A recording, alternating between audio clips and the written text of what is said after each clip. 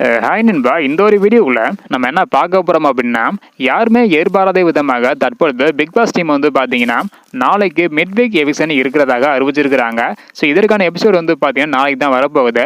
ஒரு முக்கியமான போட்டியில் வந்து பார்த்தீங்கன்னா பிக் பாஸ் வீட்டை விட்டு மிட் வீக் எவிக்ஷன் மூலம் வெளியேறிருக்கிறாங்க.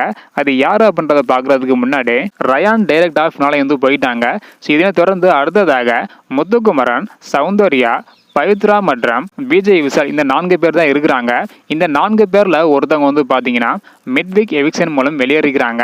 இதற்கான எபிசோட் வந்து பார்த்தீங்கன்னா நாளைக்கு தான் வந்து வரப்போகுது. ஸோ யார் அப்படின்றத பார்க்குறதுக்கு முன்னாடி இந்த 4 போட்டியாளர்களில் யார் மிட் வீக் எவிக்ஷன் மூலம் வெளியேற நல்லா இருக்கும் அப்படின்றக்கான உங்களோட கருத்தை மறக்காமல் கமெண்ட் பண்ணுங்க. அப்படி இன்னும் நம்ம சேனலை சப்ஸ்கிரைப் பண்ணி பார்த்தீங்கன்னா மறக்காமல் பண்ணிக்கோங்க. ஓகே அன்பா, வாங்க நினைக்கிற வீடியோக்குள்ள போகலாம். ஓகே அன்பா, ஓட்டிங் ஆர்டர் பொறுத்தவரை வந்து பார்த்தீங்கன்னா முதல் இடத்துல முத்துக்குமரன், 2வது இடத்துல சௌந்தர்யா, 3வது இடத்துல விஜய் விஷால், 4வது இடத்துல ரயான் இருக்கிறாங்க. ஸோ ரயான் வந்து பார்த்தீங்கன்னா ஆல்ரெடி டைரக்டாக ஃபினால் வந்து போயிருந்தாங்க.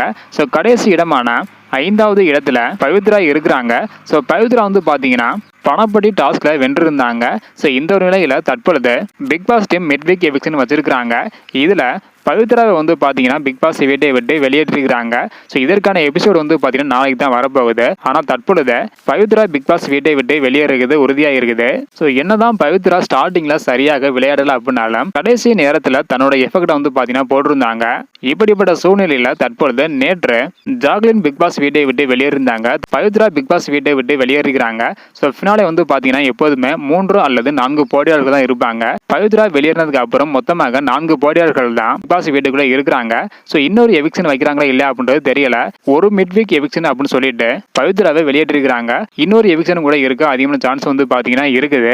இன்னொரு எவிக்ஷன் இருந்துச்சு அப்படின்னா கண்டிப்பாக விஜய் விஷால் இவங்க தான் போக அதிகமான சான்ஸ் வந்து இருக்குது. வெயிட் பண்ணி பார்க்கலாம் நண்பா. ஓகே நண்பா, நீங்க சொல்லுங்க. ஜாக்லினை தொடர்ந்து தற்பொழுது மிட் வீக் எவிக்ஷன் மூலம் பவித்ரா வெளியேறிருக்கிறாங்க.